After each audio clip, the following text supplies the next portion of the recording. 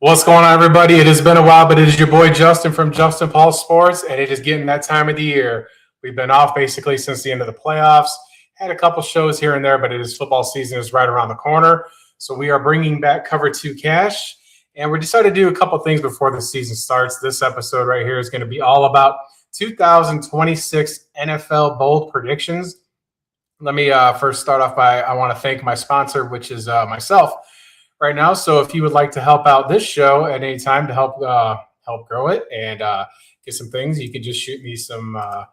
You can just hit my Venmo right there. That's a cheap plug for myself. I don't care. I'm still kind of learning at this live stream thing, but hit me up there. Just any donations would be greatly appreciated. You will help the show. If you want to ask a premium question, absolutely go to the comments and we'll definitely take care of you. But with that being said, we are going to go ahead and get started. Let me introduce my co-host from the most from the great state of Mississippi, ladies and gentlemen. It is the new mustached man, Bobby from Bobby's Big Board. What is going on, Bobby? What's going on, guys? It's good to be back posting. Took a little bit of a hiatus for a little bit, but now we're back making videos, having fun, man. Very excited for football to be back. About 2 months now, a little under 2 months now till opening kickoff. So I'm really, really excited. Our guy, the fantasy football strategist, has already chimed in with a red face. I don't know what these emojis mean, but I'm sure that's the face he's going to be making come week 6 or 7. But we'll get to that a little bit later. Go watch his channel. He does great Dynasty content stuff, top quality stuff, just like Bobby. Make sure that you tune in as well and subscribe to Bobby's channel. Bobby just recently had a video with Luther Burden that took off exponentially, as I was in full agreement with him that he was probably the best receiver in the class last year. Just a quick, let's see here. See what I got here. I know I got something. This is Bobby's channel. This is what it looks like when you go to his page.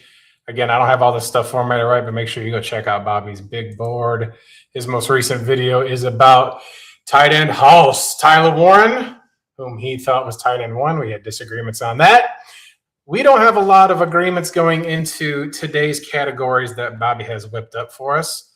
Yep, so absolutely. Tell us a little bit about our first bold pick of the day. Let's put on a little bit of music for our audience and go right ahead.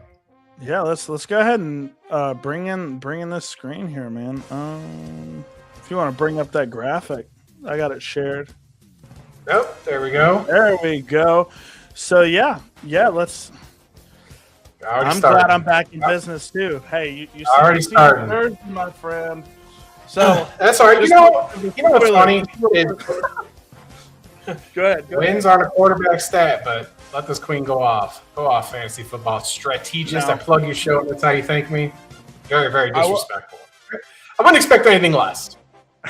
I will be honest. There's a reason why I'm wearing the Caleb Williams jersey. We'll get to that question in a moment. But as you can see, 2026 NFL season predictions, we're going to be going over pretty much everything possible in terms of awards, MVP, who we think is going to win the Super Bowl, bold takes, hot takes. So we're going to have a bunch of stuff in here. We're going to discuss what our predictions are. And if you want to take a brief look at this, we're going over what team will surprise everyone, what team will disappoint the most compared to what they did last year, who's going to win NFL MVP, Offensive Player of the Year, Defensive Player of the Year. We're going to go over the rookies, best offensive and defensive rookies that we think of. Coach of the Year, which I think, honestly, Coach of the Year is such a layup for, at least for me. I think it's going to be a pretty easy one. 9, biggest fantasy breakout, biggest fantasy bust of the season, which you have a very interesting fantasy bust. I'm excited to get in on that. Biggest fantasy sleeper, bold prediction, hot takes, who's going to be the first coach fired. I mean, we're going to have a bunch of questions here. So we're going to go ahead and start off with question number 1. Which team will surprise everyone? And I'm going to go ahead and tell you guys, this is one of 2 questions that me and Justin agree on. Everything else we have completely different picks on. But this was pretty obvious to me. I think the Tennessee Titans are going to outplay. I think they're an 8-win football team. I really think so. And they have a ton of offensive talent now. When Calvin Ridley's your wide receiver 3, I think that's really solid. I think their offensive line's underrated. Tony Pollard's, mid but serviceable. And then Cam Ward, I mean, he showed some flashes in the pan last year with basically nobody working around him. The defense is rough, but I think when you have a young, hungry team like the Titans, I think they'll really come out. Yeah, for sure. I'm not a big Tate fan, but I have to acknowledge the draft capital. So yeah, I love the Titans this year, and I'm going to go ahead and go straight to yours. You also have the Titans. What do you feel about this team going into 2026 compared to how terrible they were last year? Well, last year was just an absolute mess for what was going on with the Tennessee Titans. I mean, there's nowhere to go but up. Nowhere to go but up, and turn that down a little bit. Nowhere to go out for the Titans. I do think that hiring Daboll over there is going to pan out well for them. Wan'Dale Robinson is already familiar with the system and has shown he can get 1,000 yards. He's definitely going to be a relief valve. I mean, I think it's the end of God, I keep mispronouncing his name. Aomenor? Is that his last name? Elic Aomenor from Stanford. Yeah, he's super young, though. Well, I think he's wide receiver 4 on that team. I think that we're going to see Carnell Tate have himself a year. I think that a lot of people were urinating all over the Titans pick with that. But I do think that what we've seen with Cam Ward, his ability to read the defense, his ability to be, make quality decisions with the lousiest team in football by far last year. There's a reason that they picked so high. I mean, I know the Cardinals are looking bleak compared to them this year, but we're taking a step in the right direction. We're going to change some culture. We're going to do some things here. As far as running the football, I mean, they were pretty mid at running the football last year. I'm not big on Tyjae Spears, but I think that this is just a potential, we both have the same agreements on how we feel about the South, whether it's the NFC or the AFC. I think in this case, they're going to be the most surprising team. I'm not sure if they'll do a playoff push, but I think everybody just expects them to be lousy, and I don't think they are. I actually considered the Cardinals for this spot, which I'll go over another time. But I think we both just are in agreement on that one, obviously based on what you said there with the Titans, both of our slides, one of the two that we had in common. But I think they're going to surprise people. I just don't think that they're going to be as bad as people think. Yeah, I think the floor for this team is 6 wins because of the off. When you're saying Elic Aomenor is your wide receiver 4, I mean, I think he's super talented and super young too. He's going to develop into something, I think, a really solid wide receiver too. But we'll go ahead and go into the second one, which we're definitely going to have disagreements about. And I'll go ahead and start with mine. Who will disappoint the most next year? And I think it's the Jacksonville Jaguars. Jacksonville, I don't really see it. I don't really trust in the running back room here with Bashal Tutin. I know he really didn't have the fumbling issues last year, but I just think he's more of like a change of pace guy at best. And then you've got Trevor Lawrence, who's always been hit or miss. He was a lot better.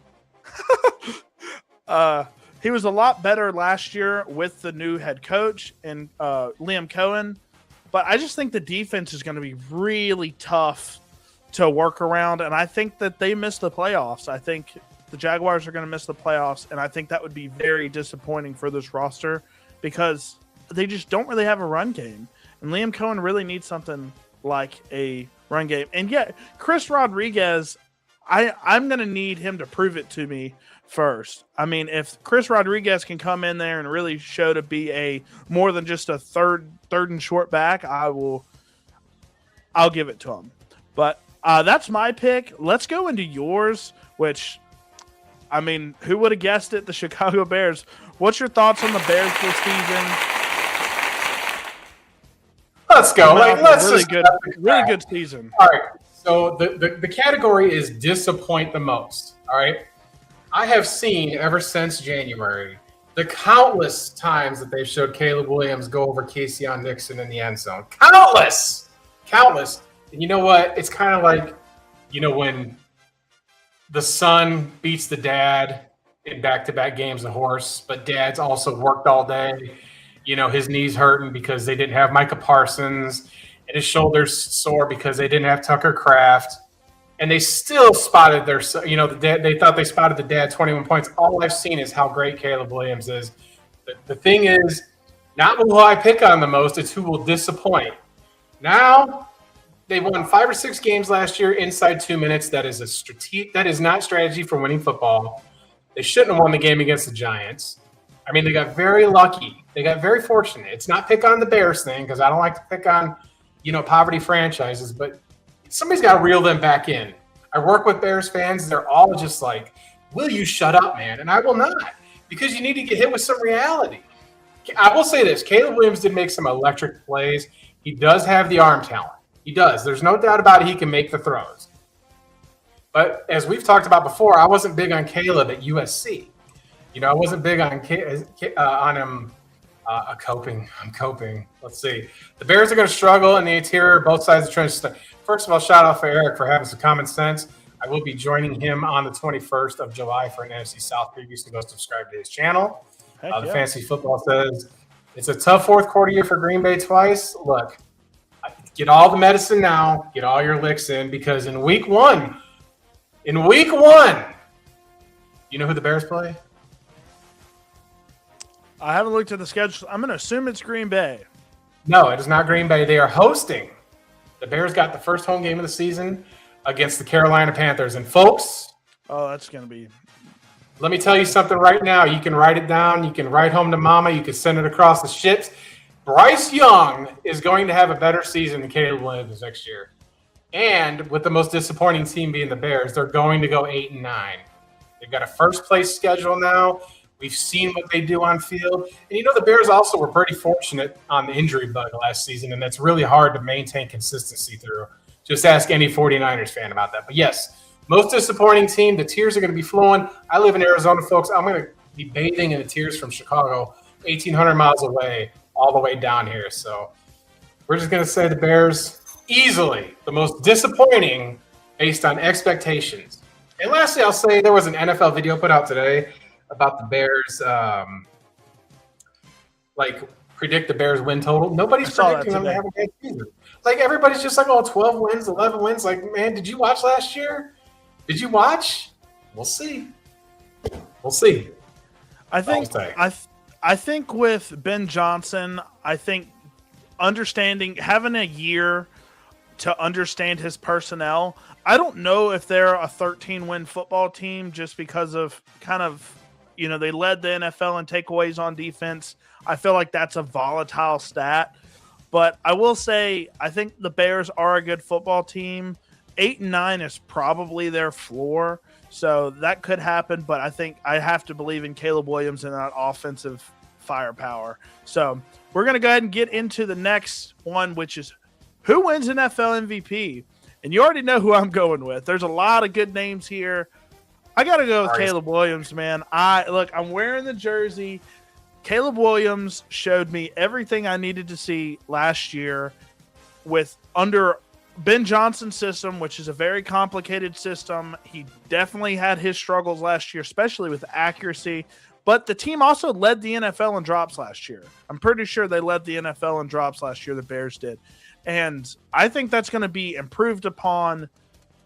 Yeah, I think it's going to be improved upon a lot. Ben Johnson's going to really dial in his schemes a lot more this year. They've got Colston Loveland full-time. They've got Luther Burden, who I think both of those players, rookies last year, phenomenal picks by both of them. I thought Colston was a little bit overpicked, but he definitely showed out when he played. So he's going to have a chance to prove me wrong next year or this year. So love the offensive weapons. Monangai was a steal in the 7th round. He was a top 10 back for me last year in the draft. So, yeah, I think Caleb Williams breaks the curse of the 4,000-yard passer for the Bears. I think we're looking at 4,400 yards, 30-plus touchdowns, and I think 500 rushing yards, maybe 5-6 rushing touchdowns, because Caleb's got really unlucky with the rushing touchdowns. And I do need to shout out Roma Dunze as well, for sure. Roma Dunze is he's nice. He's nice with it. Well, there's no excuses. I mean, he's the greatest thing since cracked eggs. Now, I will say that the Bears did draft really well as far as their skill position players, but defensively, jokes aside for a minute, I don't think that they're any elite players. They lost. I mean. Their best corner went in free agency. There's just nothing back there. I think Yeah, like no, the guy. His name escapes me. I know he's one of their best players, but he had a bunch of picks for him. He went and signed somewhere else. You're talking about their safety. Yeah, just nonetheless, that's what I'm saying. There's no there's no stars on that defense that thinks that they're going to win enough games to get them to where you need to be MVP level. I mean, that's a really, really bold take to pick him to be MVP. He's super popular right now. He's on the cover of Madden. I mean, he had those electric throws against the Packers team that, was missing everybody and their mama. But hey, you beat the Packers. But nobody wants to talk about that dude's game against the Rams. Nobody wants to talk about him throwing 5 interceptions in 2 playoff games. We just gloss over it for some reason. We just exempt it. I don't know. It's crazy. Throw more picks than touchdowns in the playoffs, but you go, girl. You're going to be the MVP. So that's a spicy take for me. Spicy of 10. MVP? Look out. Let's talk about my MVP choice, Bobby. Absolutely. Moving on from let's go. I think this is the comeback player of the year here. I think that this is the player that's going to go out there. I think the Bengals are absolutely ripe for a run, possibly in the AFC Championship game. I fiercely believe it. Defensively, they've got their struggles. You're going to have everybody healthy. You've got the most tenured coach in that division now. Harbaugh's gone. Tomlin's gone. I think that the Bengals and the Browns ironically battle for the division crown just based on those personnels alone. I mean, the Browns. But my take on the Browns goes down a little bit with, losing Myles Garrett, trading him to the Rams and basically giving them an NFC Championship game appearance in its own right. But I think Burrow's going to throw for 5,000 yards. I think he's absolutely going to be the MVP. I think that this is the year this might be his career year. Jamar Chase, T. Higgins, I love what they got there. I love their scheme. When they're healthy, they can't miss. I'm on fire right now. That's right. The fantasy football strategist a game recognizes game, so shout out to him. Yeah. I mean, it's very similar. Now, I will say Joe Burrow has had really high passing yard seasons already. He's proven that he can go to a Super Bowl, which Caleb Williams hasn't yet.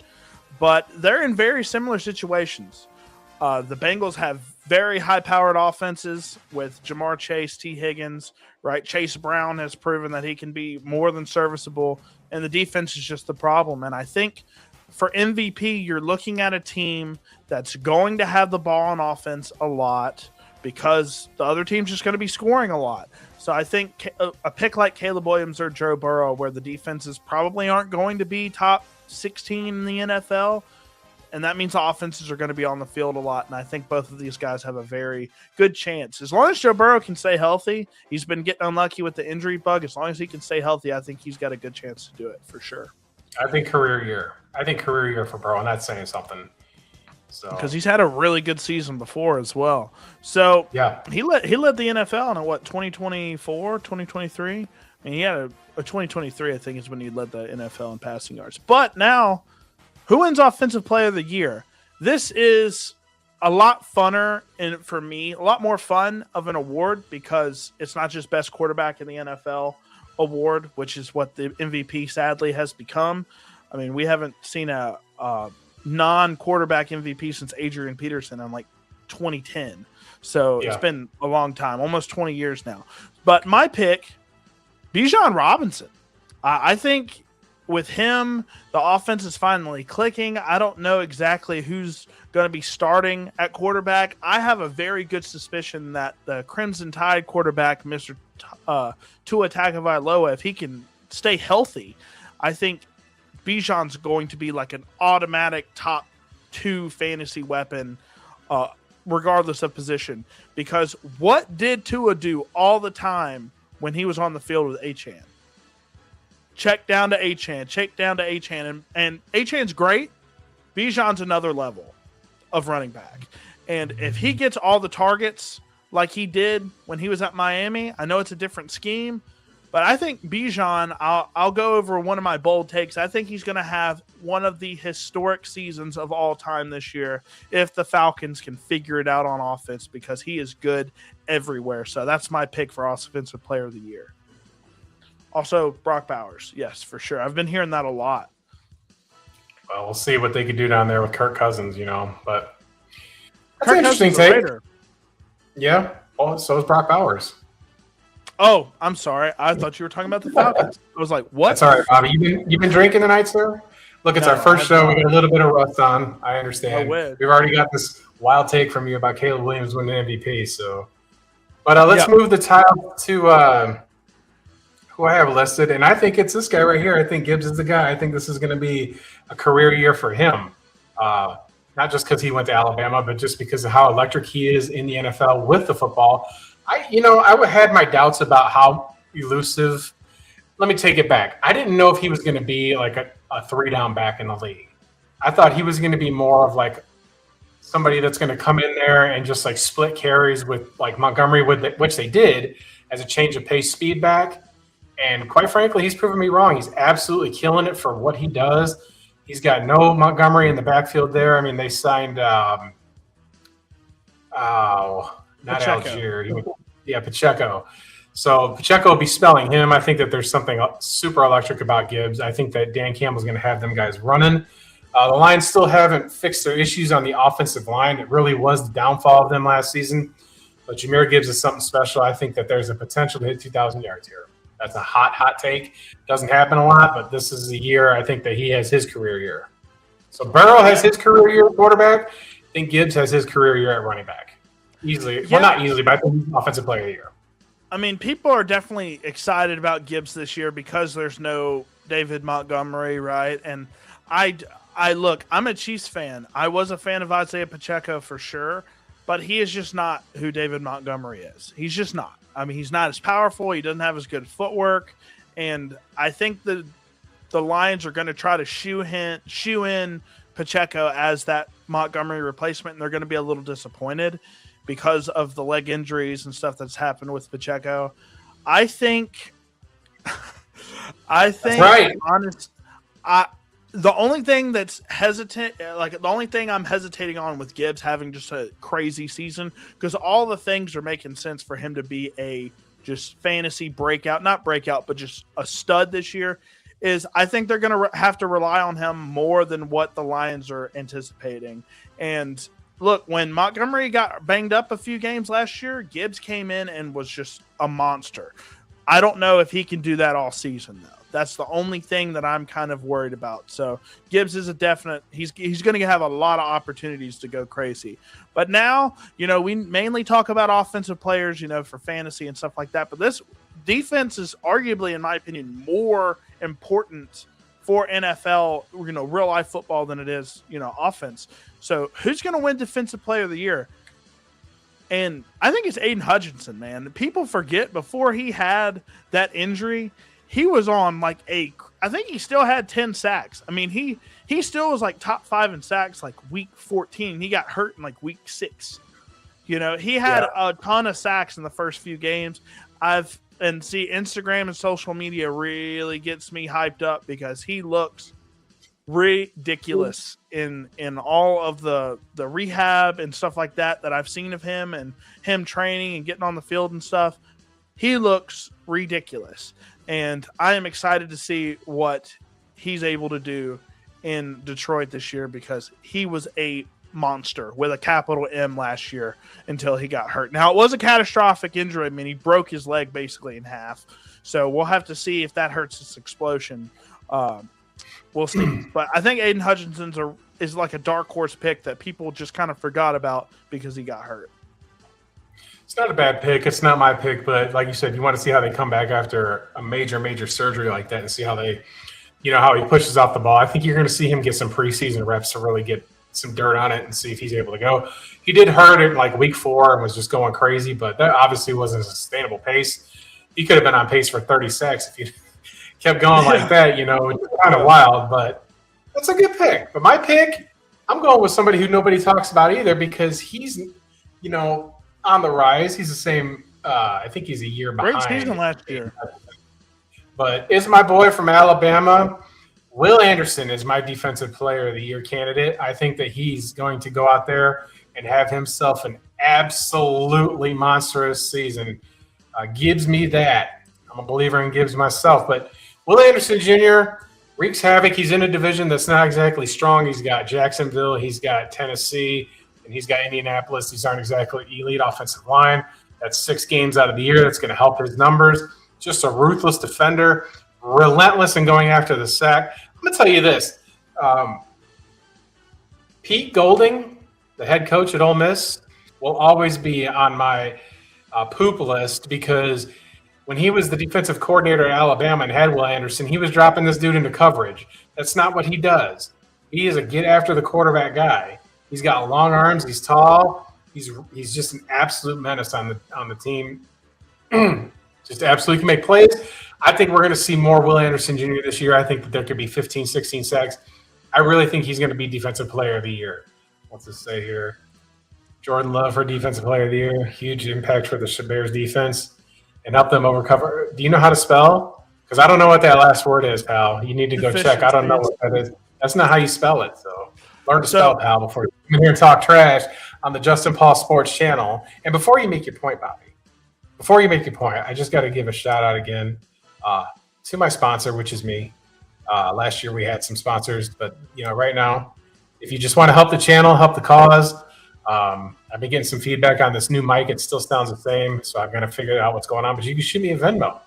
It's absolutely a donation. I don't beg for it, but it absolutely would help. When I build this channel, build it something great. We talk sports every Wednesday. We're going to be on the show every Wednesday, and it's going to be every Wednesday 8 o'clock. This is like a kickoff show on Thursday because we put this together. But remember, make sure you go check out Bobby's channel, Bobby's Big Board. He's got all kinds of dynasty videos up there. He's got a Luther Burden up there. He's got a Tyler Warren. Ja'Cory Krosky-Merritt video is up there on that channel. So anything you want to know about your upcoming players and make some deals before the season starts, go check out his channel. But that's what I got for Defensive Player of the Year. So the only thing, I think Will Anderson Jr. in terms of talent and overall ability to sack the quarterback, I think he's a top 5 guy in the league. The only problem that I'm worried about with him is I think there's just so many good edge rushers on that team that I don't know if Will Anderson's going to be able to just get all the sacks just because of how good that Texans defense is. It's in the terms best of the in talent. football. Yeah. It's the best in football. The front 7 are great with Hunter and Christian Harris and Aziz. And then your secondary, you got Stingley Jr. and you've got Petrie back there. Like, they are a force. Like, they are a Super Bowl candidate every year because of that. It just, there's hands down. Figure it out on offense. They have just been. I can't watch Texans football, man, because it's just so horrible to watch on offense. But that's the only pushback that I have for Will Anderson, because he's going to have to get all the sacks in order to, because you got to get at least almost 20 sacks. You have to lead the league in sacks or have a ridiculous amount of TFLs and forced fumbles to get Defensive Player of the Year. So he's going to have to get a lot of those and take them away from those other players like Hunter. But next up, going to go ahead and look at our rookies. For dynasty people that watch this channel, these are some of the most exciting players in the NFL season this year. So, Offensive Rookie of the Year, I mean, I feel like there's no other option here for me other than Jeremiah Love. I think he's going to get he's got some guys on the roster like Tyler Algier might be a little bit more annoying than people might want to give him credit for. Tyler Algier is really good, but I think Jeremiah Love, he's got the talent. He was drafted ridiculously high, top 3 pick in the draft. I think Jeremiah Love is going to be the premier back on this Cardinals offense. I know you said they're going to be improved greatly, and I think one of the biggest contributors for that Cardinals offense is going to be Jeremiah Love. So I think he's my easy Offensive Rookie of the Year. I'm glad you know how to use Google. Did you spell Google okay? Well, that's a good pick. I mean, but we're just going to see. I think the Cardinals, we don't know what they're going to do with Matt LaFleur getting his Mike LaFleur getting his first head coaching gig. And he's got James Conner still back there. And he's got Love, and he's got Algier, and there's Trey Benson. So there's plenty to feed around here. And I just don't know. He's a good pick, obviously, for the draft capital. But how many miles are they going to put on him on his rookie year if they're not certain of what this roster is going to be like? A lot of Cardinals fans are really, really have had it with Monty, the GM down here. But I think that he slowly pieced together a team that's got really good personnel. I think that Gannon, who's now the defensive coordinator back in Green Bay, much to my chagrin, but hopefully he proves me wrong. But he just wasn't a head coach, right? He wasn't offensive-minded, and they lost Kyler Murray with the injury.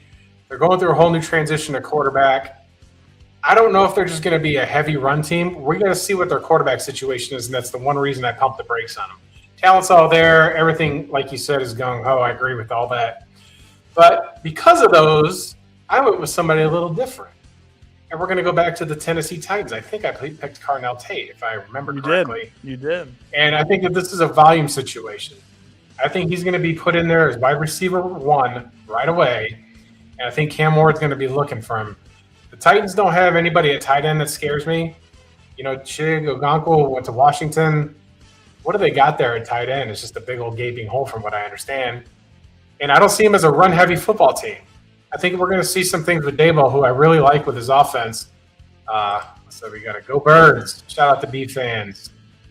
But I just think that, I think it's going to be a case where Carnell Tate, 70 grabs. I'm going to go high. I'm going to go on the over for his projections. I think that Carnell Tate is absolutely going to be the offensive rookie of the year.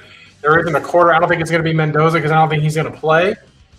And there was really no other quarterback. I mean, Ty Simpson's not going to play. So none of the first-round quarterbacks are going to be able to do it. And Love was a high enough draft capital, but I'm going to go wide receiver in this situation just based off the draft class and what I think the running back situation is going to be down here in Arizona. So I got a question for you. So you said 70 grabs. So yes. Last year, Tet McMillan won Offensive Player of the Year, Offensive Rookie of the Year. He actually had exactly 70 grabs for 1,014 yards and 7 touchdowns. And I think the offense is going to be very similar in terms of explosiveness, I think. So do you think he's going to be basically the same same sort of stat line, or do you think he can do something better than some guy like a Tet McMillan could do? We'll just go par for the course and call it about that. Bryce Young finally got somebody he could throw the football to and did. And the Panthers made the playoffs. Fantastic. And the Panthers damn near beat the Rams at home. What do we got here? You ready for a bunch of 0 for 40? 0 games with random 5 for 125. Well, how do you go 0 and then get 40? Is that KOR? I mean, I'm genuinely not making fun. I'm just confused there. How you go 40? Oh, like 0 yards, then a 40-yard game, then a 0-yard game. I see what he's saying there. But, I mean, it's just, I don't know. I like what Daboll does offensively. I thought the Giants were still a little premature to fire him. For sure. Getting Jackson Dart, and we saw what he did with Dart, and we saw how the Giants were playing. And then when he got injured, it essentially cost him his job. He didn't have Daniel Jones. And I think Daniel Jones going down to Indianapolis and turning into Indiana Jones, didn't help his case. But I didn't feel like Daboll lost the locker room. I think he should have got one more season, but he's probably relieved to be out of there. Yep. I don't know if he'd be relieved or not. I don't know his personal feelings, but man, he was building such a good roster, especially on defense with Thibodeau, basically that front seven with who's the guy they drafted? Abdul Carter, just like some really good players. Brian Burns as well on that defensive side. And then you have, a hit at Scattaboo in the 4th round. He gets hurt, Dart gets hurt, and then you get fired because 2 of your better draft picks had hit. That just doesn't make any sense to me, man. And I thought the firing was really bad. But, I mean, I'm sure there had to be some pressure put on by ownership. Like, hey, GM, you got to get rid of him. But, anyways, pressing onwards, Defensive Rookie of the Year. And I don't really know exactly. There's a lot of a lot of answers here. And I think Sonny Styles is going to be the one because I think he's going to have a ton of tackles. It's going to be Carson Schlesinger. I think that's how you say it for the Browns last year. It's going to be a similar situation with Sonny Styles this year.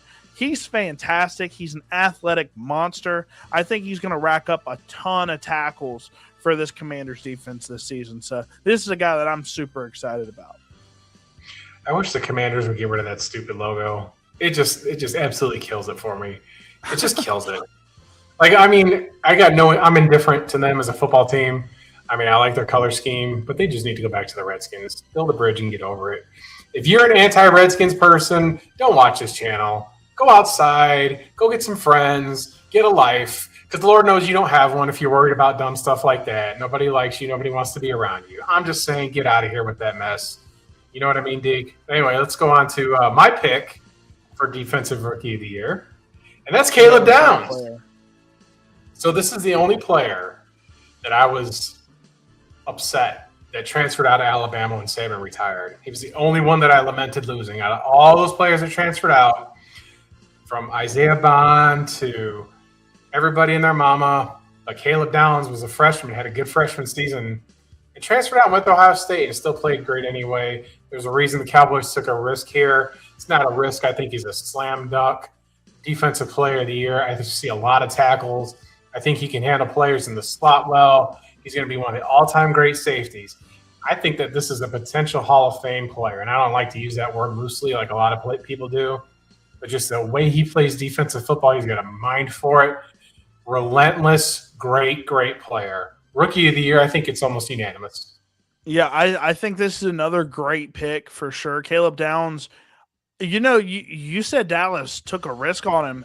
They got him at 11. He was a top 4 player in the draft for me. I know he's a safety, so of course, safeties kind of go down the totem pole a little bit. But I mean, yes, exactly. But Brian Branch fell to the second round somehow. I don't know. I mean, safety. The Packers traded their pick to the Lions, and the Lions took him. I was such a great higher. He's not hurt.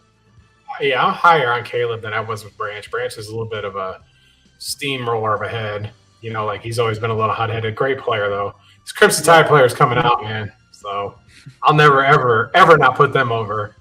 Yeah. But we're gonna speaking of Alabama, though, just real quick, Bobby and I are going to be doing our SEC special again. We'll have the schedule up for that soon, 4 weeks in a row.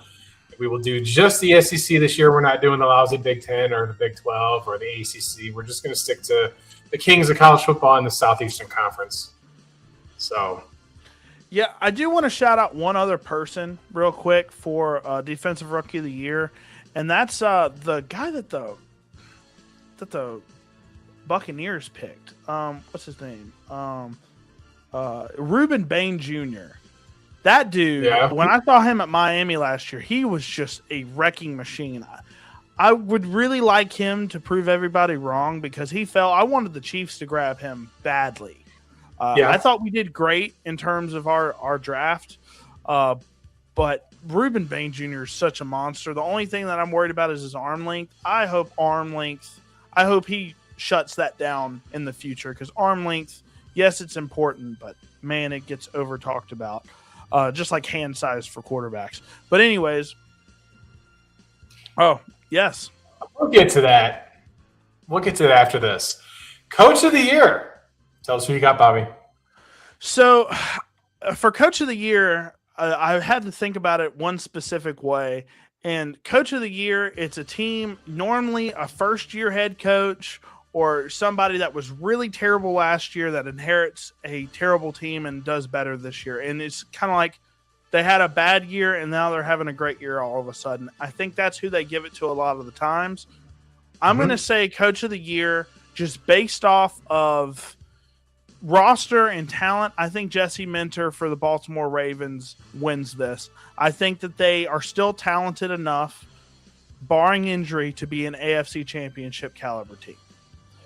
On offense and defense. They are that scary to me. They just have to figure it out and be a little bit more consistent because this team has just studs all over the ball. Kyle Hamilton, you got Lamar Jackson, obviously, Derrick Henry, Zay Flowers. I mean, Mark Andrews is still hanging around. They've got a ton of talent. They just have to figure it out and actually get the wins. I think Jesse Minter wins 12 football games this year as a first-year head coach, and I think that's enough to do it. Man. 12 wins on a rookie head coach. I mean, he will have Lamar Jackson, and, rookie coaches do have an advantage because you don't know what they do. Exactly. It's what Ben Johnson had last year. Like, it happens sometimes when you're a freshman quarterback or a freshman head coach. I'm not picking on him there. I'm just saying, like, when you're a freshman head coach, people don't know your tendencies. They don't have any film on you. They only got what you've done as coordinator. So that's a bit of a spicy take. So I like it, though. that you're putting it out there and making a risk. Like we'll see. We'll see. Maybe Lamar. Maybe Lamar is rejuvenated. Maybe maybe him and Harbaugh clash behind the scenes, and we don't know. Yeah. And it could be a fresh start for him as well. I mean, Harbaugh went up to the Giants, so we'll see what he's able to do up there. They're just grateful to have him there. So I got some scratches on my desk here. Let's see. I can't recall who I had for the Coach of the Year off the top of my head. Oh, it's Canales. This is another great pick because it's a team that they did okay last year, but they still disappointed a little bit. I think if this is a team that gets 11 wins, man. They won the NFC South. Mm-hmm. What did I say at the beginning of the show? Who did I say?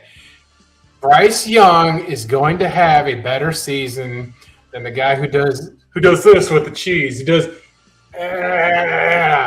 get out of here with that mess. Bryce Young, number 1 overall pick, Heisman Trophy winner, got drafted to the worst situation possible, absolutely detrimental to his development. He's already on his 3rd head coach with this guy. Canales has a full year under his belt now. They made the playoffs. They've got weapons now. They just need to get rid of Leggett. But we're going to go with Canales. I think that they win the NFC South. That is my pick to win the NFC South. I know it's spoiling it if you watch the NFC South preview that I'm going to have with eTough Sports. But I do think that the Panthers win the NFC South. I think you're going to see problems down there in Tampa. I don't think the Saints are going to be there yet. I think they're still another year away. They've been cleaning up a mess for half a decade down there. Yeah. And the Falcons, we'll see my boy Tua, but I think Coach of the Year, Dave Canales. Panthers win 11, 12 games, win the NFC South, and win a playoff game. Calling that right now. The NFC South is so interesting, man. It's such fun football every single year, it seems, for ever. Since 2016, since the Falcons were really good, it's always been over. I think they can win 9-10 games. I think, but that's how I feel about every NFC South team except for the Saints. I think the Saints are probably a 6-7 win football club, but I think the Buccaneers can be good. I think the Falcons can be good. It just depends, man. I don't know who's going to win this division. That's why it's such a cool division to look at. But yeah, Dave Canales is definitely a good pick because if he makes the playoffs this year again and has 10, 11 or 12 win season, I think he definitely can get it. But now on to some of the fantasy questions. Who's going to be the biggest fantasy breakout this year? And when I think of breakout, I think a guy that's kind of on our people's radars already, maybe within the first 6 rounds of your traditional fantasy formats. But this guy's going to be a top 10 player in fantasy. I think Marvin Harrison Jr. Jr. He's got to do it at some point. This is the last season for me. If he does not do it this year, I have to be out on him. He's going to have a quarterback. I don't know exactly who it's going to be yet. If it's going to be Brissett, if it's going to be Beck. We'll talk about Beck in another slide here in a little bit. But I think Marvin Harrison Jr. is going to put it together. His film has looked great. His hands have been a little hit or miss, but I think Marvin Harrison Jr. can finally put the pieces together and have a 1,500-yard season. So that's what I'm thinking. Yes, I think this Cardinals team is going to surprise the shit out of people. Yeah, they're underdogs in every game, and a handful of them by more than 7 points. I think that's just crazy. The roster's too talented for them all to be over that the loud. place. It's just they could use another pass rusher, but we're going to have LT Overton down here. He didn't play much last year. You got Mac Wilson. You got Budda Baker. Will Johnson at corner. They silently had a really good draft this year and last year. Yep. Yeah, they're quarterback away. That's a good pick, but 1,500 yards when not knowing who your quarterback is a bold take, so I like it. That's pretty good. Yeah, for sure. But your pick, look at that. Look, you said they're a year away, but you must be thinking about on the defensive side struggling because offensively, wow, what a player to pick here. It's going to be him to Olave. I think Olave is top 5 in receiving receptions in the league. This is going to be a machine that's going to get fed. I saw it when they played the second half of the season. If Olave can go a whole season without getting concussions, I think that's the guy who's going to be his target. Tyler Shuck did better than I anticipated. I really thought Rattler was going to hold on to that job last year. I didn't think he was a placeholder at quarterback. And it's like the biggest shock. So I think that Tyler Shuck can get, 3,800 yards, 25 touchdowns, less than 10 picks. I think that, they also got that wide receiver from ASU, Tyson, I think it is. Jordan Tyson. Yeah, I watched him live. Yeah. He's legit if he can stay healthy. He's a stud. We're going to see the Saints, I think, are trending up. Like I said, still a season away from really being something super amazing. But as far as a fantasy breakout, I think that you're going to see players that are in tank mode acquire Tyler Shuck for some of those picks. I think that he can have that kind of season. Could be a great QB2 to have, but this is fantasy breakout question. This is who I'm going to go with is Tyler Shuck. Let's see what does it say. W pick. I appreciate that. Yeah. So I'm going to say this. Do you remember? I want to say it was 2021, maybe. They put in Drew Lock. The Broncos did. They put in Drew Lock for the final 5 games. And he went 4-1 and was putting up great stat lines. I have Tyler Shuck in a lot of dynasty leagues because he was so cheap and no one believed in him. I think we're going to see a similar situation to Drew Lock. He's got the weapons, and I hope he does good because he's a really nice dude. But with the injuries and some of the inconsistencies that I saw on tape, I think it's going to be a Drew Lock all over again. But I hope, look, Saints are the closest NFL team to where I live. I hope that they do good, and I hope I'm wrong. But I have a really bad feeling that Tyler Shuck's going to be the next Drew Lock. But we'll go ahead and go on to the next slide here. The biggest fantasy bust. You have a very interesting pick for this that when I first saw it, I was like, that weirdly makes sense, which I would not. That whenever I had that question in my mind, I did not have that player on my radar at all. But I'll go ahead and talk about Kyren Williams. He's a guy that's kind of in the top first 5 rounds, I think.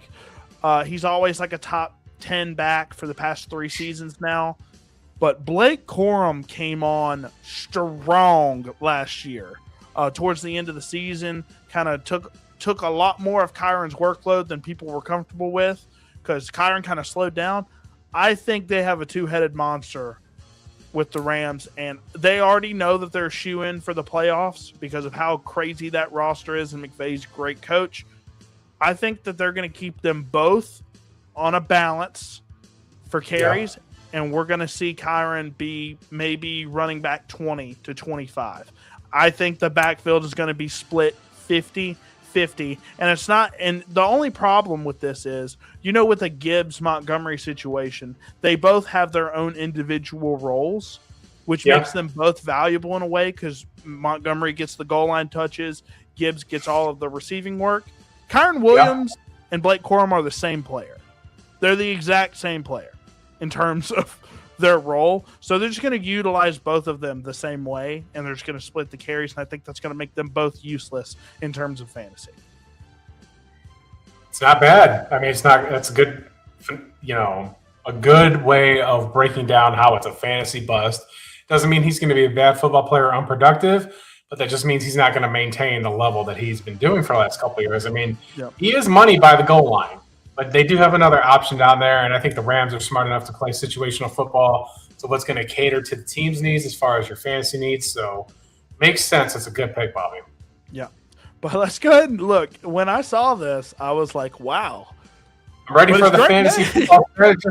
I'm ready for him to just say, what the H? But it's this guy who I like, Drake May. But let's be real. The Patriots had a Cinderella run. They had a last place defense, or the last place schedule last year. They got very, very, very, very fortunate to beat the Broncos. The Broncos should have been in the Super Bowl. It would have been a much better matchup to see Seattle, Denver too. But listen, I don't know if they're going to do the fantasy numbers that they're going to do again this year. I mean, Diggs is gone. Did you hear the news about Stephon Diggs today? Yep. Yeah, not good. So I mean, Diggs is out of there.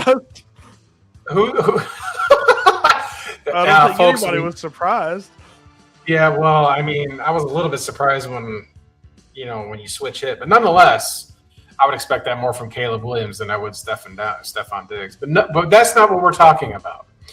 We're talking about Drake May, and quite frankly, I just don't see him replicating. This is another situation where they got you on film. Can Ramondre Stevenson carry you again like that? Who is he going to throw the ball to? Who's the wide receiver one that's really an elite threat down there? Who's their tight end that's really going to get them the passing yards that he's going to need, the touchdowns that he's going to need? It felt like he had a great season, played in the Super Bowl, good kid. I like him. I just think fantasy bust, he's got it written all over him. I don't know if the Patriots are a playoff team. Plus, you got all the scandal going on with Vrabel. I don't know if that just blows over. It's just kind of hanging around with like a cloud there. I think his Super Bowl run passed. I don't think it's going that kind of run again. I don't. I think they did pick up A.J. Brown, but like the rest of that roster, you got Romeo Doubs, A.J. Brown, and then Boutte. That wide receiver core, I'm not a really big A.J. Brown guy because he's just an ex-wide receiver. But, Can you hear me okay? Yeah, absolutely. Okay. My speaker just went out, so I'm just having all kinds of technical issues. I can hear you. It's just coming out of my laptop now instead of my speaker. Yeah, I do think May can definitely see some regression here just because they have another year of film on Drake May. The rushing upside wasn't what we thought it was going to be also. Drake May definitely had some games where he had some rushing upside, but I don't think he's going to have another, 500-yard rushing season. So that's definitely a great pick. Next up, who's the biggest fantasy sleeper? 100%. Fantasy football strategist. You're going to love me for this one. This is a guy that I think just now is getting on people's radar. When we were on this guy back, in 2025 at the beginning of the year. So who's the biggest fantasy football sleeper? This is a guy that really nobody's talking about. It is Jordan James. Dude. Wait, you got it as fantasy bust? Oh, that does say bust. That's okay. Don't worry. I messed up my graphic. He's going to be the biggest fantasy sleeper this year. It's going to be Jordan James. Now, listen, this kid was my RB3 in the running back class last year behind Genty, Travion, and then it was him. He is phenomenal. He went to the 49ers, which he did not see barely any work at all. But when he did see some work in week 16, week 17, he was phenomenal.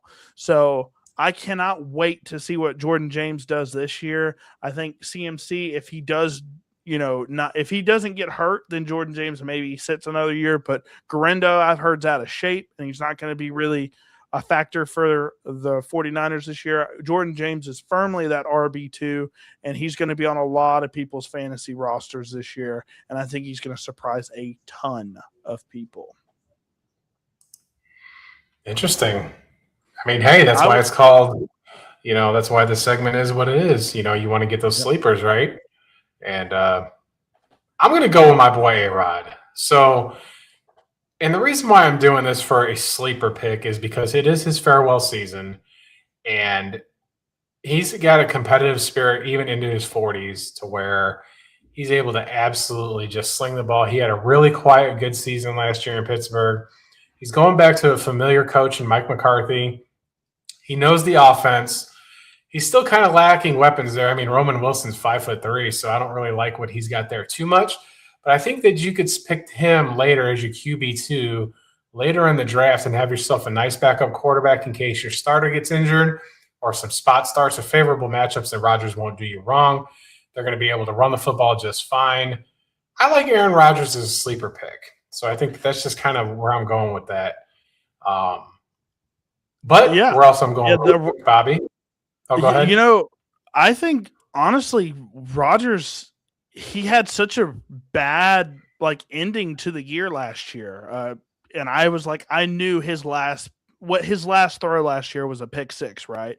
There's no world where Aaron Rodgers was going to go out like that. And you're right. The Pittsburgh Steelers season last year, quietly good season with a really bad supporting cast. The Jets season was quietly pretty solid as well. But now, I mean, I think that wide receiver core is really underrated. You've got DK Metcalf, Michael Pittman Jr., who they got, who's a very solid wide receiver when healthy, and Jeremy Bernard, who was a top 5 receiver for me in the class this year. And then they brought in Rico Dowdle. They still have Caleb Johnson if he can put it together. I think, dude, this Pittsburgh Steelers offensive roster is a lot better than people are saying right now. And I mean, this is a good pick for sure for sleepers. It's just so real old, quick, right? He's just up there in age, that's for sure. Parker Washington, isn't he on the Jags? Yeah. Yeah, he could be easily not really a sleeper. I think he's wide receiver 1. I picked him up in every league I possibly get. But you know what else we could pick up, Bobby? We could donate to the show. This is Justin Paul's Sports Channel, where I do all sorts of sports betting, fantasy takes with Bobby, anything that comes to sports, anything that comes to college football, NFL, college basketball, maybe some baseball, definitely some UFL, definitely some CFL. Speaking of CFL, I do have myself I just want to do a little quick break here and promote my CFL, so just hang tight 1 second here and check out this little 40-second clip. We are playing Montreal in Montreal. Right. We are playing on the road. We are playing in a dome. We are playing in front of 65,000 screaming fans. Men, we got them right where we want them.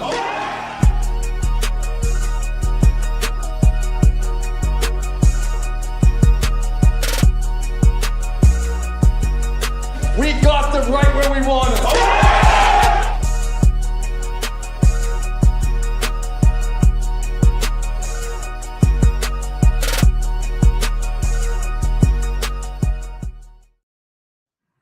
That's right. Let's see. Shout out to Bobby for making that for me. He does all the stuff like that for me. So I got to give it up for him.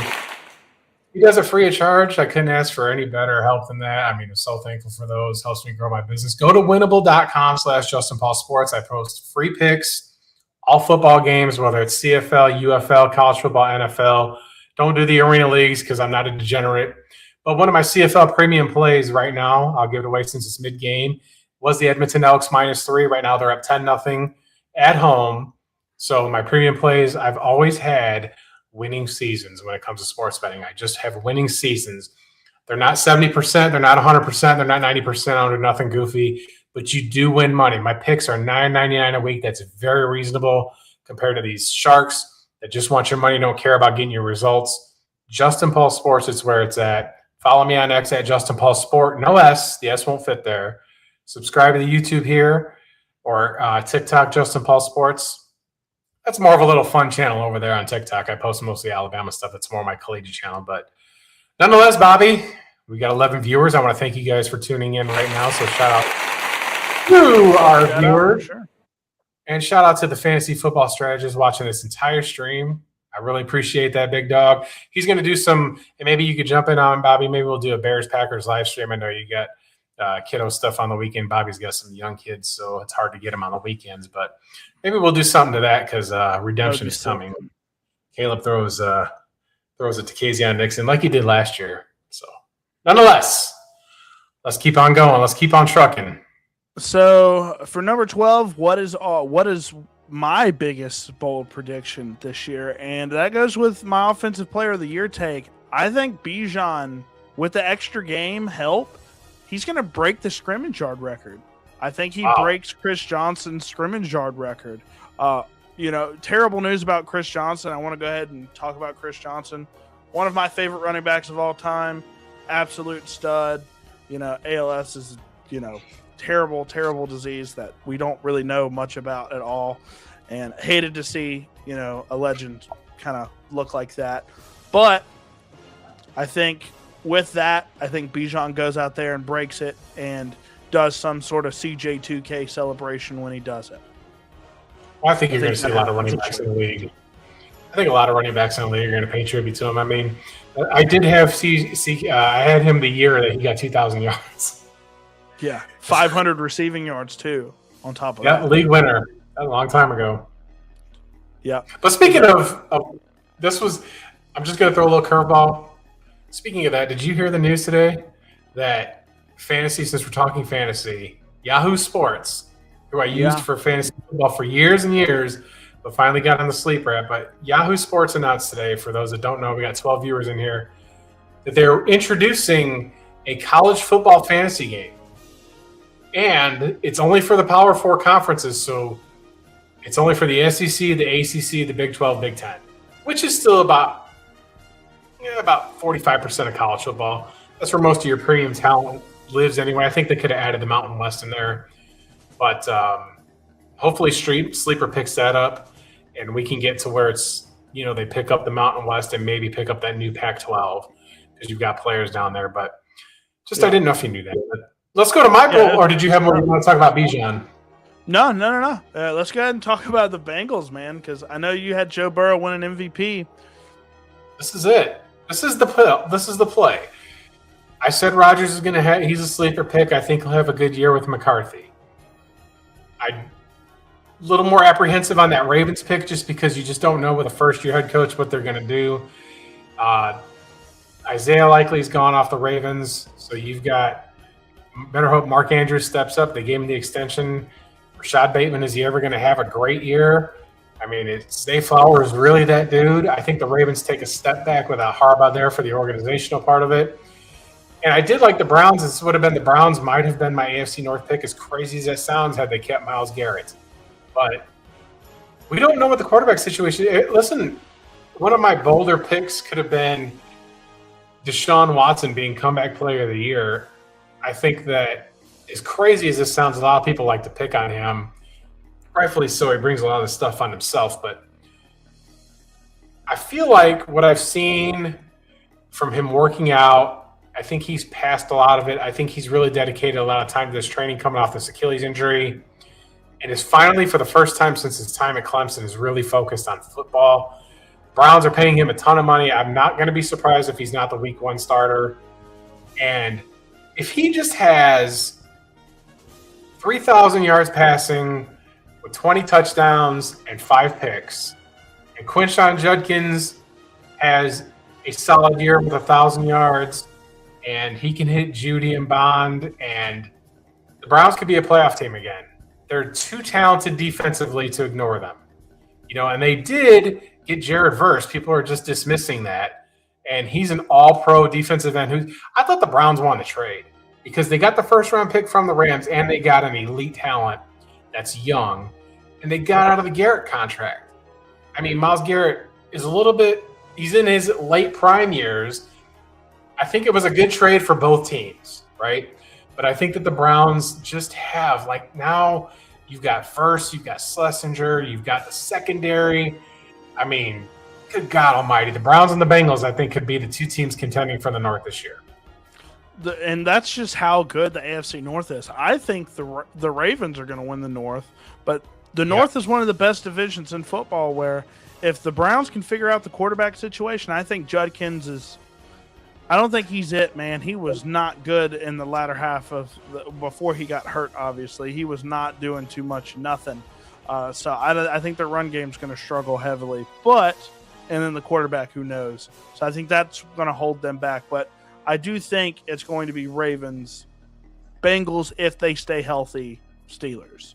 So I'll go ahead and go on to the next question. What is our biggest hot take? And for me, what is our biggest hot take, ladies and gentlemen? I think the Cardinals beat out the 49ers for the NFC West. Woo! Yeah, I think the Rams might absolutely just kind of fall flat on their faces. I mean, they have the running back room pretty good in terms of the injuries. I think Stafford doesn't do what he did last year. I just don't think they're going to be able to do that. And the defense with Myles Garrett, I think the defense is going to be great. But you want to say hottest of hottest takes. I think the Cardinals win the NFC West. That's pretty hot, but that's what I'm going to go. Lord have mercy. That's listen, folks. If you're betting and you want to trail Bobby, the odds of that are absolutely astronomical. If you put $100 on that, I think there's 16-1 to win the West, and that's a 14 division.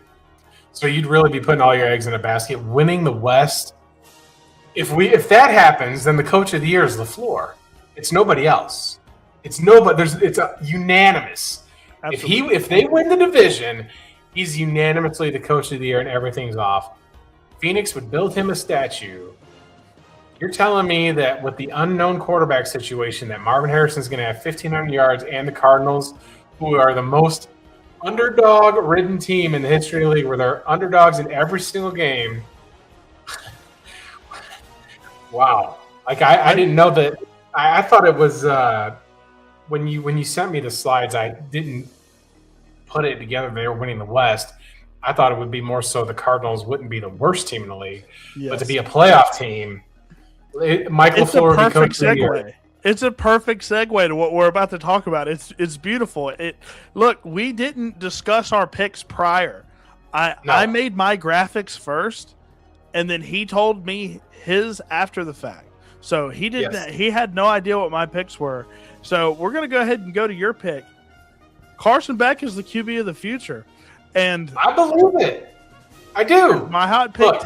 Look, if it goes off, which it's the hottest take that I could possibly get.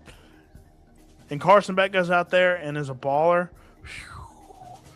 We're looking at some legendary. When we're done, Cardinals. When we're done, you need to go back and clip what you said about the Cardinals and the 49ers and post it in the Fantasy Football Dynasty so Deke sees it from your mouth.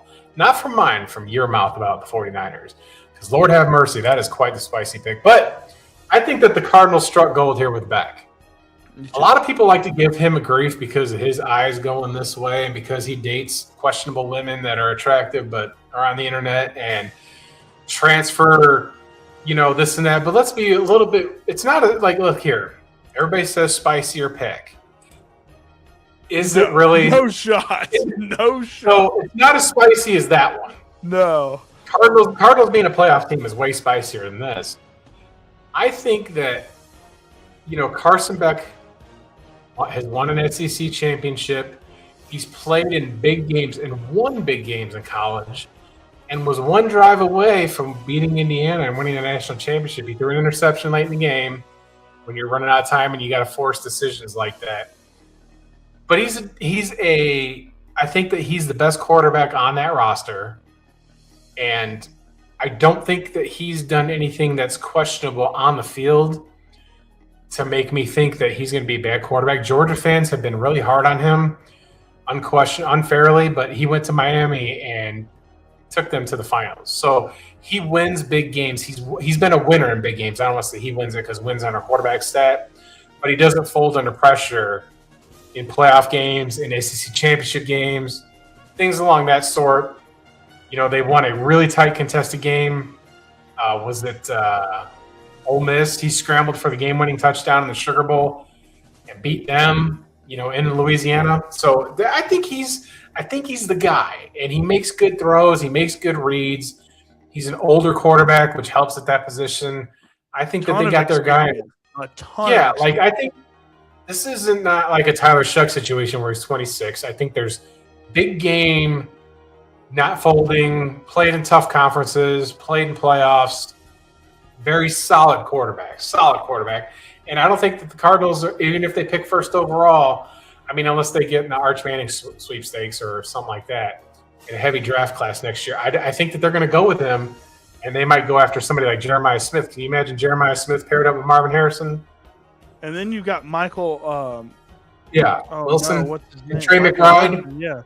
Michael Wilson, Trey McBride. There's no way they'd go for Jeremiah Smith. It would just be backyard football for the Cardinals. But we'll go ahead and move on to the next one. Who's going to be the first coach fired? Look, we already know who it's going to be. Darren Glenn. Okay, he should have, in my opinion, he should have already been fired. But I get it. The Jets are like, look, we've been through this so many times. We just have, please, just work out.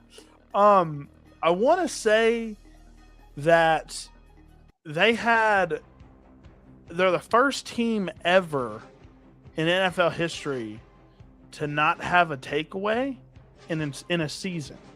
Is that? I think that's the stat. It was The interception. interceptions. Yeah. They did not register a single interception on defense the entire NFL season. They're the only team ever to do that. And he's a defensive coach. What if I told you? Because I think he's the coach I had as well. Is that right? Is this the only other one that we agreed on? Yes, this is This the is only the other one one we that we agreed. agreed on. I think this is a easy slam dunk. Glenn's gone by week 5. So week 5 is really aggressive. But He should have already been gone. there was a point last year where he there was a point last season. Real question. Sleeping. Yes, he was asleep at the combine, and they caught him on camera. I'm like, dude. It's there was a game last year. I can't remember which one it was. But it was going into halftime, and the Jets were winning the game. And he tried to approach Garrett Wilson and like congratulate him or something along those lines. And Garrett Wilson was just like, "Man, get the hell off me." I think he's already lost the locker room. They've been obnoxiously bad. I mean, I don't care so much about certain statistics about not you getting an interception because interceptions are kind of a fickle statistic. Turnovers in general aren't really something that you generate with efficiency. Like it's a year in, year out thing. It's really just a wonky stat for me. And I think that the Jets are, and I don't ever like to say this, I don't like to say this, but they're going to be in full tank mode for Arch Manning. They're going to do it. And they're going to fire everybody. And I think they might get more. I think they're going to trade Garrett Wilson in the offseason to acquire picks. I do think they're going to load it because they got 3 first-round picks coming up in this draft, right? And it's a good draft to have those multiple picks in. They got the Cowboys pick for Quinnen Williams, and they got the Colts pick for Sauce Gardner. And those aren't exactly elite teams, so I think the Jets could have 3 top 20 picks in this draft. Yeah, and they had 2 first-round picks in this draft. So imagine the Jets. Weapons. Either the Jets they extended Breece Hall. I imagine that they give Garrett Wilson either they trade him or extend him. Now imagine they get Arch Manning or whoever they want a quarterback, number 1, and then they go out there and they get one of those elite wideouts in the draft and they're going to have a new coach. And I think that this will be a situation to where whoever steps into that position is going to have a number 1 pick in the draft, 3 top 20 picks, and they'll have a fresh start with the locker room. I thought trading Quinnen Williams was a bit much. Same thing with Sauce. I think Sauce is a bit too hyped personally, but you traded young talent and acquired picks. But we'll see. We'll see. I don't know who will take that job, but I think the Jets are going to have actually something in the future after this. I think Glenn Doyle will be the head coach for the Jets in 2027. Maybe. I think you might see, I don't know who would take that job, man. But somebody will take it with those kinds of attributes on the table. You got talent you don't have to pay for a whole lot, and the quarterback of your choice because Geno Smith is not going to be that guy. You know, he's shown that he can play good football if he's got some protection. You know, last year on the Raiders, nobody was going to play quarterback well. Nobody. That worst offensive line I've ever seen was last year for the Raiders. So we'll see what the Jets do, though. I'm curious to see what they do. I do think he's the first coach fired. Week 5 is really crazy, but Dude, he should have been. Well, you bring up an interesting point. If they're going to intentionally, if the front office and the ownership know, hey, we don't need to be good this year, do they just give him another year, even if they're bad, even if he's bad, like even if the team only wins 3 games? I think that you have to see where they're at the mid of the season, right? Yeah. You just got to see because the players aren't going to tank, the coaches aren't going to tank, but the ownership. But again, this is a generational class coming up, which you could find on Bobby's channel and on the Fantasy Football Strategist channel with these upcoming dynasty players and stuff like that. But even just from a non-dynasty, dynasty standpoint, they got great players on defense coming in this draft. It's all around elite class. Yeah. Before we go to the next slide, which makes the Micah Parsons trade look like highway robbery. They robbed Dallas. Because who did Dallas what did they do with that first round pick? They traded away to the Jets, if I remember correctly, to get Quinnen Williams in a weak class this past season. The next year, I don't think the Packers are going to be picking in the top 20. So you traded Micah Parsons for 2 post-20 draft players. An elite pass rusher, make no mistake. He wanted out of there anyways, I'm pretty sure. So, and the Packers paid him immediately. And it's just unfortunate. That's when the Packers season took a hit, is when he went down, they didn't win another game that year. So it's just – and he's going to miss the first half of the season. Tucker Kraft's going to miss the first half of the season. But we're not talking about the Packers. I'm just saying, like, let's talk about benching. Who do you got? Yeah. So I've got Kirk Cousins. I think he's going to struggle a decent amount behind this really poor line. He can't really move that well. And they're going to see what Fernando Mendoza has, pretty much. I think it's going to be, I don't know, maybe week 7, 6, somewhere in there. I think that's what we're going to end up getting. And Kirk Cousins is going to end up just sitting by and probably retiring after this season. I don't know if he still wants to play or not. But, yeah, for me, it's Kirk Cousins pretty easily. I think you spend the first overall pick on Mendoza. You want to see what he can do in his rookie season. Even if the line is poor and you don't really have that many weapons, et cetera, et cetera. I think they're still going to throw him out there to get some valuable reps in a season that's probably meaningless anyways. I'm curious to see, because if that's the case, right, I think that they're not going to let Mendoza get banged up. I think they're going to let Kirk get out there. He's getting a lot of money this year. They're going to let him get beat. Is he going to be able to hold it, though? Well, unless he gets injured, I think he's going to play at least until week 12, no matter what happens. Tough roster. I'm looking at the roster. It's so bad. They still got Gene. They still got Bowers, and maybe they'll do something with what's his name, that wideout from Tennessee. I kind of like him, but he's Dante Thornton Jr. If he can figure out how to run a route and actually run his track speed on the field, then yeah, maybe. I love Besh too, but I mean, we'll see. We'll just see. I think he's going to play. Kirk Cousins is going to play 12 games before Mendoza gets in there. There's just no doubt. They're not going to let the number 1 overall QB do what Cam Ward did last year. There's a lesson in there. If you're not contending, don't play your starter. Let him learn the intricacies of the NFL. It's not Indiana. It's not Cal. He went to Cal. It's not that stuff. You're definitely taking a step up in competition. Sure. And if the Raiders know, listen, man, our front line, but they invested some money there, so it's a wait and see. Where's he at? Thornton was supposed to be prime Randy Moss. I like Thornton too, but we'll see. But it's just he was talking him up like he was going to be the next Randy Moss.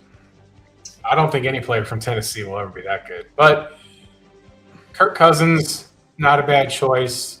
I, on the other hand, think it's going to be whoever's starting in Minnesota, because we don't know.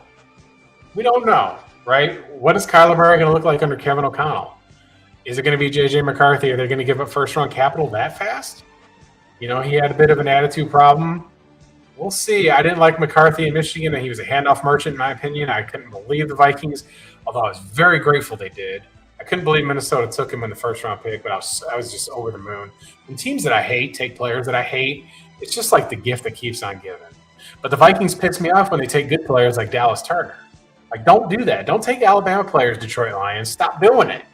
Because that means I got to root against them when they're pros, and I don't like doing that. Brian Branch and Jahmyr Gibbs and all these other players that go. Dallas Turner, once you go pro, I kind of want you to taper off a little bit when you're playing the Packers, at least. But no love for the Vikings or the Lions. Bears, none. I'll be honest here. So I do think, just based on McCarthy's attitude throughout training camp, I think they've already given the job basically internally to Murray. I think Murray has been playing good. I've heard really great things about McCarthy in camp, but his demeanor and the way he's talking to media and things like that, you probably saw a thing that came out a few weeks ago about how they had asked both of them about their relationship with each other, and McCarthy had such a strange, almost childish answer. And Murray, obviously, he's had the Xbox, Call of Duty stuff, in the past, but he's always been a super good person in terms of the media, and he's always said the right things. So I think Murray gets the job, and I don't think that McCarthy gets a shot this year. But if McCarthy does get a shot, I think you've probably got the right answer here. And McCarthy ends up getting benched probably before midseason to see what Murray has. So next question, who's going to be the dark horse Super Bowl contender? And for me, I have the Indianapolis Colts. People forget how I want to say they were 7-1 last year in the first 8 games. Yeah, they were a wagon. And then they started, obviously Daniel Jones got hurt. They had some other injuries here and there. But the Colts they lost Michael Pittman Jr., but they landed big with Tyler Warren. Jonathan Taylor was healthy last year. Daniel Jones looked amazing. We're going to have to see what he looks like off that Achilles tear. But offensively, looked really good. Defensively, they had their moments. I think the Colts can be a 10, 11-win football team if everything works out right. I think that's very reasonable. So I'm going to say Shane Steichen can pull it together and possibly get a playoff win or two, and maybe be a dark horse Super Bowl contender. Dark horse is the right word. I don't know if they're contenders for the Super Bowl, but they do have great bags. They do like Alec Pierce. You're high on Tyler Warren. I'm not so sure. We'll see. I mean, when Daniel Jones was in there, they were definitely cooking it up. I mean, even Phillip Rivers had his moments. We just got to wait and see. That's a wait and see for me. But it's not the worst. But Super Bowl, I think, is a stretch for that. That's why it's dark horse. Well, for you, look, I think they're always in the contention. Well, this is a team that I think, like I said, I've got 3 Bengals on the list. I got Burrow, and I've got them winning the North. And I think that this is dark horse Super Bowl contender. When this offense is on, it is on. I mean, they put up 40-something points. Joe Flacco was out there killing the Bears. The great Chicago Bears. Flacco, absolutely. Flacco. Flacco's almost my age, out there slaughtering the Bears with Jamar Chase and T. Higgins and that core. I mean, defensively, they've got to pick it up, but this is dark horse. So I think if the Bengals make the Super Bowl, it's a dark horse shot. I think a divisional round is in order here. How about this? How about this playoff game? Let's just have a little fun. How much fun would it be to see the Cincinnati Bengals get on the road and go to Houston for a divisional game? How best defense versus best offense? That'd be pretty nice. Be a good divisional game. The winner goes on and plays in the AFC Championship. It just would be an ideal. It'd be my favorite divisional matchup besides when the Packers play in the divisionals this year. But that would definitely be up there. I like that matchup. Defensive roster, and it is rough. They did get Dexter Lawrence, who, I mean, that's a big pickup at defensive tackle. But outside of that, I mean, it is rough. I like Jordan Battle, but literally that's it. I'm going to back up though when you said about the Colts, and I am going to give Green Bay a little bit of love here. They let Quay Walker walk in the offseason and let him go to the Raiders. I do think that getting Zaire Franklin in Green Bay is going to make a world of difference. Listen, I'm going to plug the Packers here. When they get right, their front 4 is going to be Van Ness, Devontae Wyatt, Hargrave comes over from San Francisco, and Parsons. You got Franklin in the middle, and your secondary is a little bit weak, but you got Adrian Cooper. Your front 7 are great. You still got Xavier McKinney in the secondary. It's just corner's always going to be Javon Bullard has taken a step up. It's their corners that have been the weakest link. I mean, I just think the Packers have a top 5 defense when Parsons get back. They won't have him for the first part of the season. They're gonna be a team that comes on late. Last 2 seasons they fizzled out late. This is the year when everybody gets healthy. Kraft comes back late in the season. Kraft and Parsons are going to start on the pup. And we're going to see what they do. We're going to have Reed, who missed a bunch of games last year. Like last year, the Packers got hit with the injury bug. So I think this year they don't. So I'm going to throw them in there. And I do think that they win the North. I do. They're going to be a late push. They're going to win like 6 in a row to win the division. Just saying. Well, we've got 2 questions left, and this is, a lot of everybody's asking themselves this question: who's going to win the Super Bowl this year? And this team has had a terrible history with Super Bowls. They've been to their fair share of them. They've just never been able to get over the hump. Hold on. Before he reveals this, I'm going to give you guys a little spoiler without revealing it. Bobby and I both picked teams that have never won a Super Bowl to win the Super Bowl. Yep. We both picked teams that have never won a Super Bowl to win it. So just wanted to say that. I wanted a prerequisite to our 11 viewers. By the way, shout out to our 11 viewers. I want to give them a round of applause for sitting through this entire thing. Thank you so much for tuning in to Justin Paul Sports. And again, I want to say if you want to support the channel, you can definitely hook it up by just shooting me a Venmo. There is my Venmo. Just send me a little love, a little tip, a little things along that sort. It greatly helps channel. Everything that goes in the Venmo will definitely help build this channel. We want to get my subscribers aren't high like Bobby's. I don't get those kinds of cool stuff because I don't know how to do all that video editing, so I have to do these lives. But I didn't mean to prerequisite there. We got 12 viewers. Bobby, who is your Super Bowl pick for the people? I've got the Buffalo Bills, man. I think roster-wise, they're not the best roster in the NFL, but they just know how to win games. The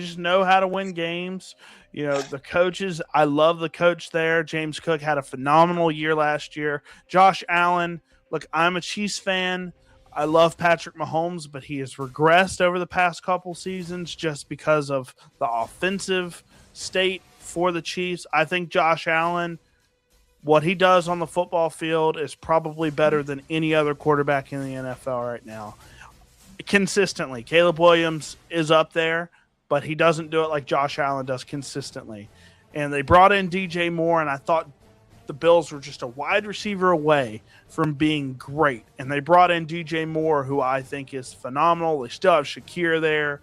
And defensively, they've always been a pretty solid unit. They got Gardner Johnson in. Still got Ed Oliver, Bradley Chubb. They're a very underrated defensive unit.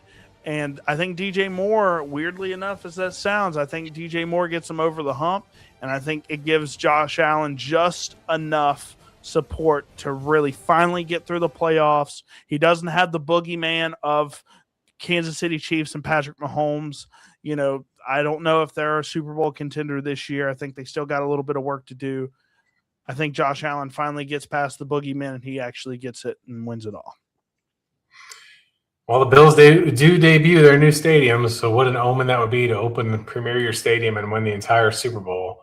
So we'll see, though. I mean, like you said, they get those playoff boogeymen, but I don't believe in all that. I don't buy all that hype. Like, it's just a thing to tease fans. Like, Cowboys fans have been hearing the grief, but they've had some good runs there. They just had a Packers problem in the playoffs. Simple as. You just run into a team. You had a 49ers problem in the playoffs. It just sometimes it just happens. It's funny you talk about the Chiefs. I think that a spicy take is I think Mahomes will never get to those levels again. I don't know if that's a hot take, man. I think he's already 30. He's past 30 now, and his best season still to date is his second season. Well, it doesn't even need to be crazy like that as much as, he does a lot of things right. And remember, he did, tear his knee up in the last game of the season. I don't think you just come out the gates like that. The Chiefs could be taking a regression step here, and it shouldn't surprise too many people. But we'll see what they have. I mean, Rashee Rice, if he can come out there and he just feeds him, he might be all right. So Xavier Worthy has to step up for Kansas City for sure. He's got to do it. Like, they've swung and missed there. But they went and got Ken Walker. I mean, you'll get a Super Bowl MVP regardless of what your feelings are about it. You're going to have some difference in the backfield. He's much better than Pacheco and what they had back there. So maybe the Kansas City just changes their route.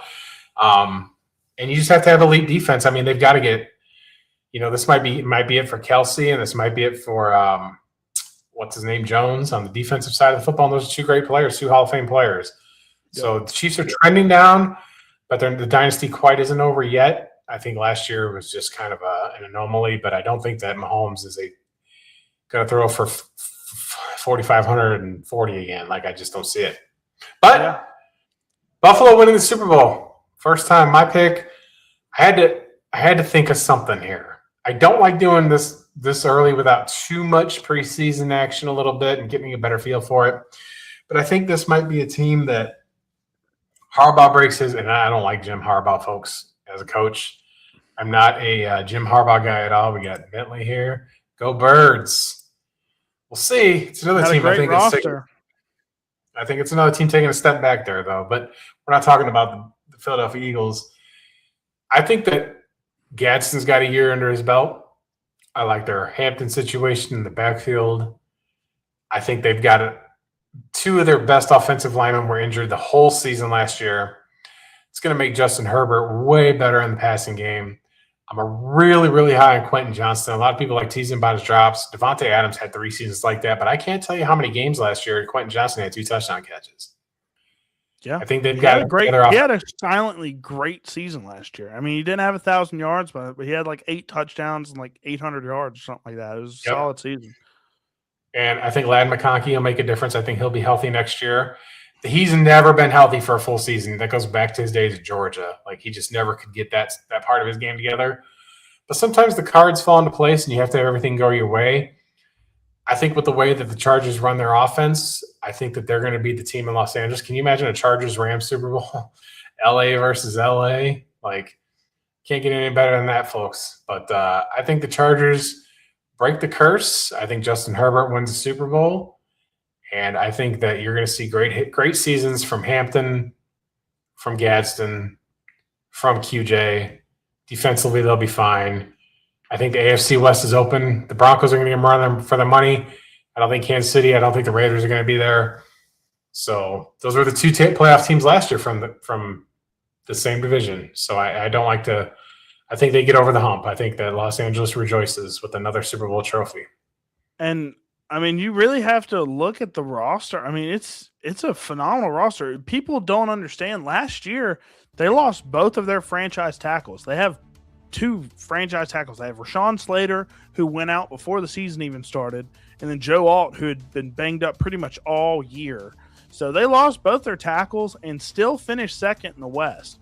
You know, Justin Herbert's great. Hampton looked pretty solid when he was healthy. Keaton Mitchell's a great backup. And then I want you guys to pay attention to Brennan Thompson this year. He gets on the field very much. He played at Mississippi State last year. He's a phenomenal speedster. I'm very, very excited to see what they dial up. And, you know, Josh McDaniels. Wait, is that his name? Josh McDaniels? Or Josh Daniels? I don't remember. The head coach of the Dolphins. I forget his name. He's the offensive coordinator. He runs a really fun offense. Mike McDaniels. That's right. Mike McDaniel. Yeah. Look, he runs a really fun offense, and he's got a lot of weapons. I mean, Quentin Johnston, Ladd McConkey, Brennan Thompson's a speedster. Gadsden, you forget they signed David Njoku. I mean, they've got a ton of weapons. Herbert is a dark horse MVP candidate, in my opinion. He's finally got the right coordinator. He's got a ton of weapons. And, I mean, the defensive side of the ball is pretty good, too. You still got Derwin James, Khalil Mack. I mean, they've got a bunch of solid players as well. But now we'll go ahead and go on to the last question. Before I go over the last question, thank you, everybody that's watched the live stream. I really, really appreciate it. An hour and a half for the, shout out to you guys. But who wins Super Bowl MVP? And for me, I think is a pretty straightforward. I think Josh Allen finally puts on the cape and it doesn't come off this time. I think he's going to surprise a lot of people because he's always had some struggles here and there in the playoffs, just had a problem, just couldn't get over the hump. I think this is his season where he just blasts people this year throughout the regular season and the playoffs, and has a historic run in the playoffs and ends up winning it all. I think Josh Allen, you could see 2 or 3 rushing touchdown performance in the Super Bowl for him. It's not a bad pick. If Bills are your pick, you usually go with a quarterback to win the Super Bowl MVP.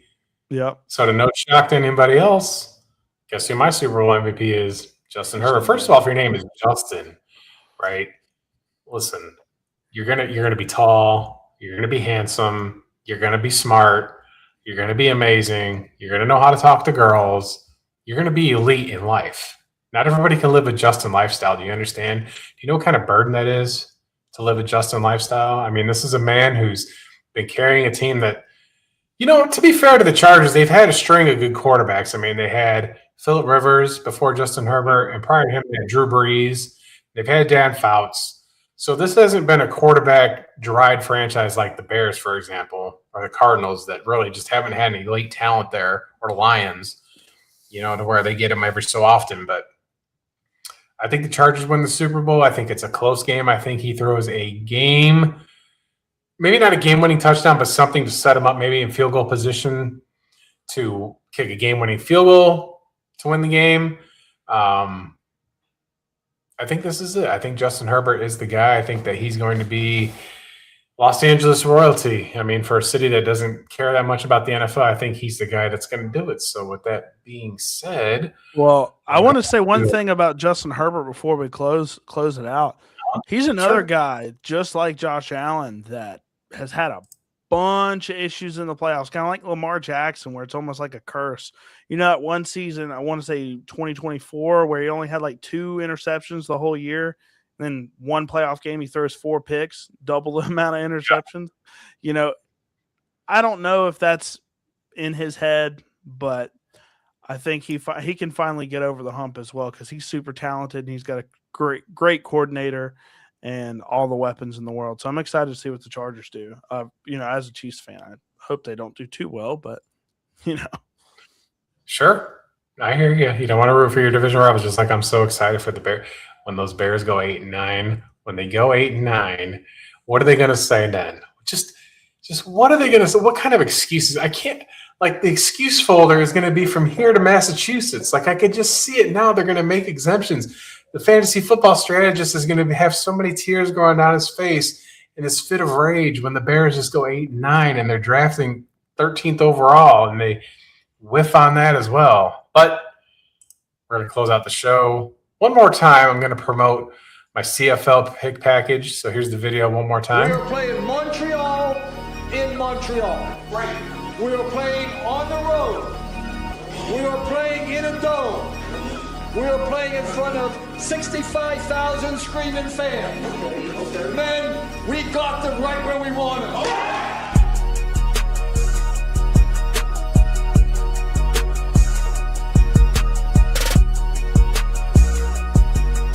We got them right where we want them.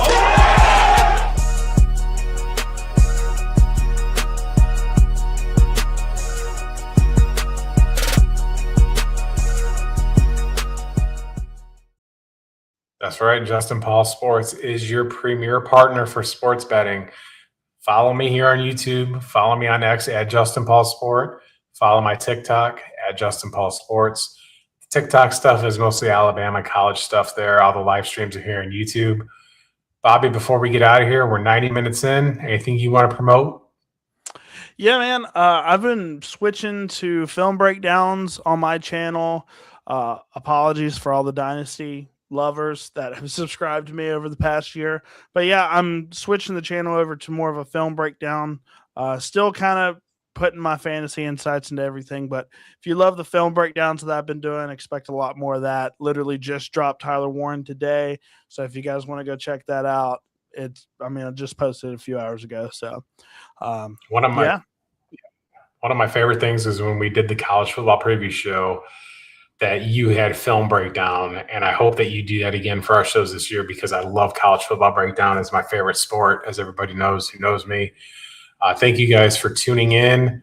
Remember, Justin Paul Sports, last thing that I'll promote one more time on my own channel, because this is my channel, is if you want to help the channel, just scan that Venmo, send me a little something. It just helps the channel. I think I'm going to try a couple things with the microphone here. I got some feedback saying it sounds the same as that previous microphone. I'm going to get to the bottom of this one way or the other. This is a Shure microphone, folks. This isn't cheap stuff here, and it should be sounding better than the one that I had. So I'm going to get that straightened away. And with that, ladies and gentlemen, we are going to sign off, and we will see you Wednesdays 8 o'clock Central. This is a rare opening segue to where it is on a Thursday, but it's going to be on Wednesdays going forward. So tune in next Wednesday, where we haven't quite decided the format of what the show will be next week, but I think we might do some of these same picks for college football. Maybe we'll come up with something like that. So until next week, this is Justin from Justin Paul Sports, and from my co-host Bobby from Bobby's Big Board. Again, make sure you go check out his channel. That's what his logo looks like. Best film breakdown in the business. Until then, we'll see you next time, and roll tide.